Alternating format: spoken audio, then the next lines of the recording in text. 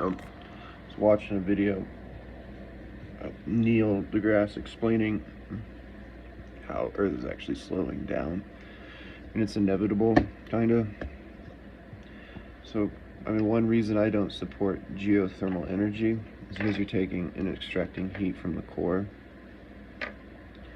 And there are varying factors. So, like, let's say the Earth spins slower, we're going to have global warming. If the Earth spins faster, we're going to have global warming. And all atmospheric qualities aside, I just wanted to talk about the astrophysics. And so, if there's something called gravitational tension, is what I call it, I think. I came upon it when I was learning about one of Jupiter's moons that has a liquid core, and nobody could figure out at that time, like, why is it doing this, and why isn't it frozen solid? I think it's an ocean core too, and we think that's like one of the best places to search for life in the universe, right? Well, or at least in our solar system. And to me, I see it, and my brain goes straight to like understanding how centers of mass and galaxies, or gravity, of two, orbiting bodies, because they're technically orbiting against one another. They're pulling on each other, and that translates to your center of mass, which is under compression, and that starts to sort of heat up. But as it flies away, that center of mass is being pulled, and that creates hot and liquid cores of planets. And so our planet's doing that with the sun. It's doing it with Jupiter and the moon. It's doing that with all the planets are sort of playing around with each other. And a long time ago, I got into this discussion with my ex-girlfriend's boyfriend, who's rather cocky for going to a state school. And he's a very smart guy, but he doesn't understand, astrophysics, I suppose. And I tried to explain to him back then, like, why a spherical, not spherical, but like a perfect circular orbit of Earth around the sun is more chaotic. And it's just a fun way to play with science to call things like that. But the truth is that the faster that we accelerate the sun, the more circular our orbit's going to become. And it'll start to, like, want to expand outwardly, which means the planet's going to accelerate around its orbit. And that will heat the core of Earth, and that has a bunch of different changes. But the more that you rely on an ecosystem relies on a perfectly circular orbit, the more difficult it is to maintain that fragility, and it becomes very fragile. And so what I mean by being chaotic is that you can't change that without causing catastrophic changes to the entire atmosphere of the planet. And that's why ovular orbits are less, predictable, and we have all these different ecosystems on Earth that can adapt and evolve and change. I mean, it all really goes down to having that. Otherwise, our core would be far more consistent, days would not change as much. And so after, what happens when a core solidifies, it can become locked, what do they call that, where one side faces the object, or it can speed up too. Either way, you speed up or you slow down, and you don't want that, because you're gonna have more sun, more time of the day, and then creating, more convection currents, which is spreading this heat. And then, or you have it slowed down, which means that one side's just cooking and the other side's cooling, and that just radiates around the entire planet. And it's like, if the moon had a more of an atmosphere, the moon would be hundreds of degrees, it'd be so freaking hot. Well, it is kind of rotating. It is rotating, but it's not Yeah, it's got a slower cycle because of its slow orbit, and then it's got 24 hours that it takes, right? To... Actually, I don't know. I'm forgetting. Anyway, that's off topic. See, all this comes from my brain. I'm pre-researched. I don't keep things written down on a piece of paper to look at. When I look at it, I typically look at salt. I'm looking at a container of cheap iodized salt. It gives me something else to focus on when I talk. So what do you do? One, did I mention geothermal energy? Like, I hate geothermal energy because that brings out heat from the core, and you don't want that. And, well, looking at volcanic formations in our past, which basically led to the slowing down of our planet, perceivably. Anytime you have something growing outwardly or it's spewing outwardly in any way whatsoever, it's still, however minute, can cause dramatic changes, which result in changes to an ecosystem. And we're so afraid of global warming changing 1 or 2 degrees a year. Think about dramatic changes in our history when volcanic eruptions happened in hundreds of millions of years ago. That just, and then you look at the Pangea. So Pangea is really fucking interesting in that the center of the planet versus the center of mass of a liquid that's viscously locked. I don't know. It's just a giant orb of water right around our main planet, and then you have Pangea that forms, and Pangea basically forms from the core that is, it's liquefying the internals and it's bulging outwardly, and then you have that interaction with the separate gravitational fields, and so you have this gravitational field tension that forms, and then that goes into tectonic plates and how those cycle into the core and all that funny stuff. But how do you keep the core hot? And that's a huge problem we have to solve. Global warming is nothing compared to thermally regulating Earth's core and maintaining a perceivably viable function of the giant iron ball that's in the middle of our planet. And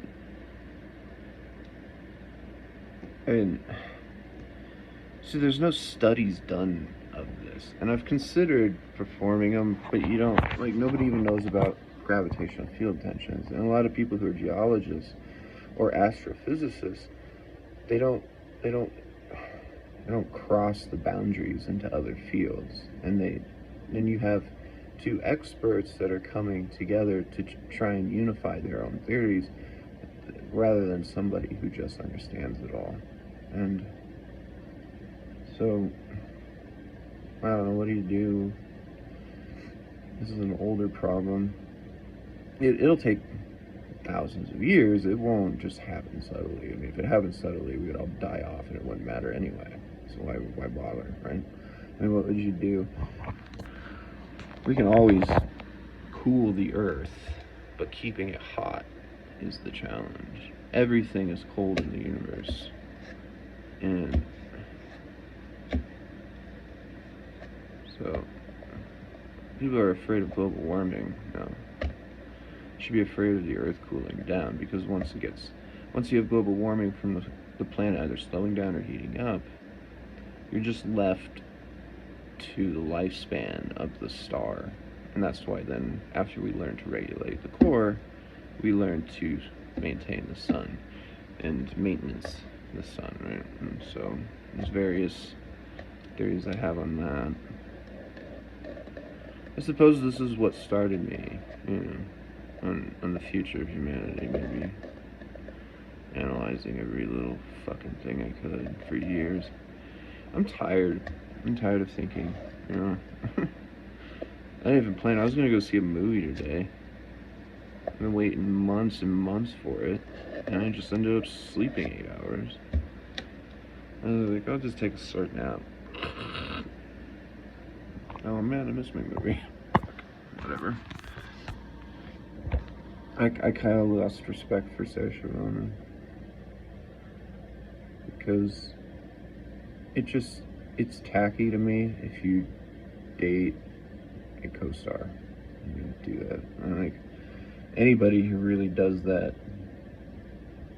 unless it's like a genuine, unique, like sort of, as a fan, it's just tacky. You don't.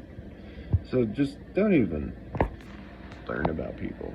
I don't know how I even learned about that, but oh, it's because I'm a huge fan of her. She's my favorite actress. So I was like, what the fuck has she been doing all these years, writing all these romance films? Ends up dating one of the guys from a romance film. And I'm like, what happened to all your good movies? Like, why didn't you date those guys?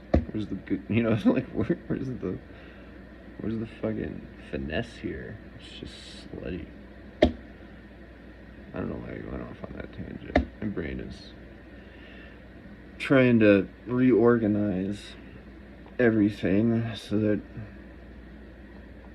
See, because it's not just CO2. I have a theory that... what the fuck's the element? I think it's 23. It's a noble gas, argon, there you go. Argon's the third abundant element in our atmosphere. And so argon is non-reactive. However, argon acts like a photogenic capacitor in a way. It's like a refractor that so you put argon in a vacuum tube and it glows blue, right? What happens to those electrons? They excite and they heat up. It's not just the electrons, it's the movement and creating photons. And photons, just like a light bulb in your apartment, if you leave the light off, it's a lot cooler than if you left the light on. And while the light is actually producing thermal energy, it's the photons that act like tiny little meteors. And I've never explained this because I thought people might, especially like weirdos, might start being afraid of light bulbs. They're not terrible, but you're still, you're radiating everything with photons that are refracting, interfering, and creating energy structures that are within our own, cognitive spectrums. And so argon in the atmosphere is a very heavy element, and it's non-reactive. So what does that mean for long molecules like carbon dioxide? Well, that means carbon dioxide wants to sink below argon.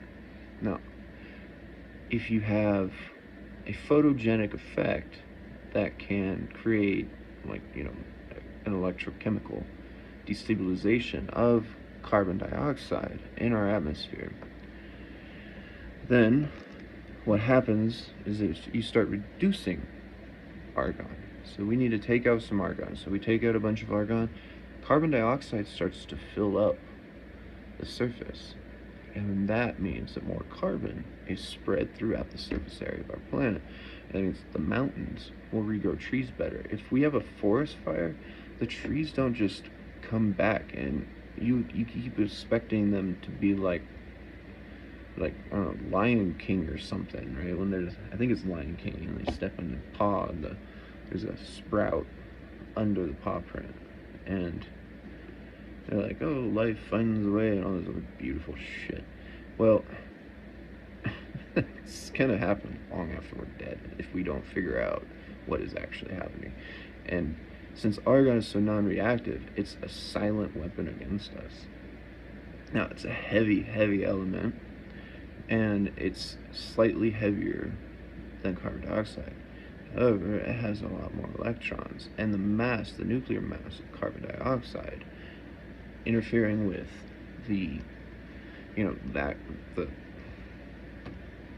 this is why I came up with two separate masses. Anyway, so you look at carbon dioxide and argon. and argon is going to float on top. If argon floated under carbon dioxide, what would happen? Plant life would die up, right? I mean, it'd dry up. We wouldn't have plants anymore. So the layers of where, perceivably, the amount of carbon dioxide that we pump out a year and what's intook by plants and other organisms to produce oxygen is right basically at the tree line of our mountains, all the way up. And then that goes into like volumetric densities and how charges play into that. But personally, I think this is where Tesla got his idea for harvesting electromagnetic energy out of the atmosphere, is because of argon. So argon, it like refracts light, it creates interference patterns, and we see it as a blue spectrum, but it's also creating longer lengths. So a ray comes down, hits the earth, and is reflected. It goes back the way it came. So now you have argon, and it sprinkles everything around a little bit. And all this energy is all in different frequencies, but filtered out by ozone and all that other stuff and what it lets through, but it's still redirecting, creating interference patterns that is increasing the length of travel of energy. So it's the simplest way to put that. Now, what does this have to do with global warming and the core of the planet? Okay, so we take out a little bit of argon. That allows carbon dioxide to expand. Now, what happens when you have more plants and you have convection currents in the atmosphere? Well, the trees allow the air to pass over. It acts like a filter to the core in a way, and that you're getting all the trees that are resonating and vibrating. That kind of wants to impact to the core, right? And that wants to rotate the crust. But then the convection currents that normally would cycle and act. Okay, imagine a Jeep. So a Jeep is a big brick. It's got a bricky front, it's got a blocky fucking windshield. But air just will smooth stream around that. And as long as you allow certain vents, you're not really having that much of a brick. What happens though is as the air convects around, it creates a vacuum behind the Jeep that sucks it backwards. And that's why I took off the tire on my Jeep, is because I coast a little bit better, I slow down more controllably, but I also save a ton of fuel. And it's not just from weight, because I had my car pack full and I was still getting great gas mileage driving with torque. So it has to be something else, and that's the only other option, is aerodynamics. And so this aerodynamic effect is happening everywhere on the planet, solar or wind power, with trees. As soon as you start removing the trees, especially from the higher surfaces, convection currents start to change in the atmosphere too, and our weather patterns start to change, and they become less consistent. And then we're like, oh my god, it's just a sign from God and all this other stuff. We're all gonna fucking die and it's global warming. Well, no, the truth is that air is sticky to the ground. And so this air is also being sucked into the earth, right? So it's being absorbed, the oxygen's being absorbed, and the carbon dioxide is being produced. And I said that backwards. The carbon dioxide is being absorbed, and there's oxygen being produced, and you have lighter molecules coming out, and heavier molecules staying down towards the crust, and that is mass around the surface area. And that also helps sustain gravitational inertia. And then, oh my god, there's so much to consider. I wish there were studies for this, but there isn't. There's nothing to read. So I just speak it 20 fucking minutes it takes me to talk about this, to explain just how to keep the planet's core under control and how to keep it warm. For a long time, I was afraid of the Hadron Collider being a weapon to manipulate the core of the planet. But there's 4,700 miles to the core.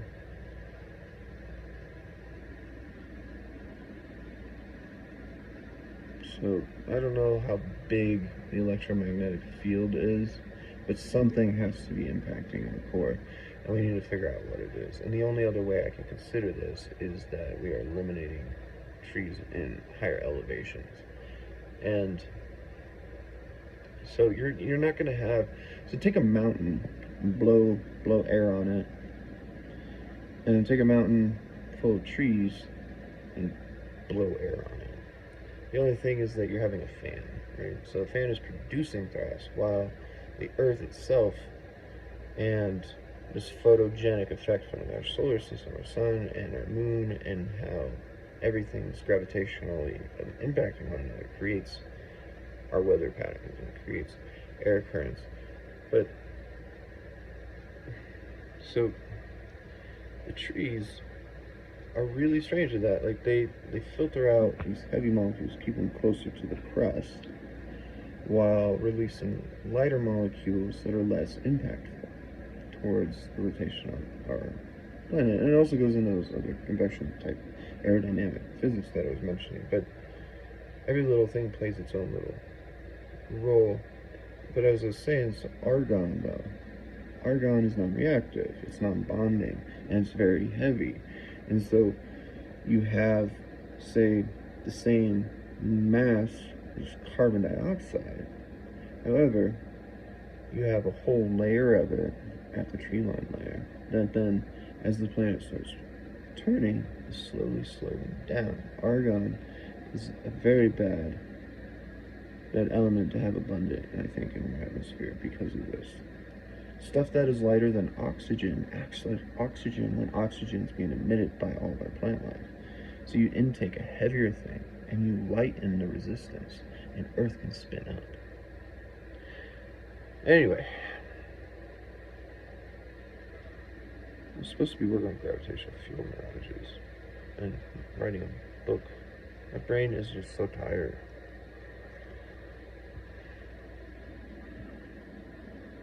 Tired brain.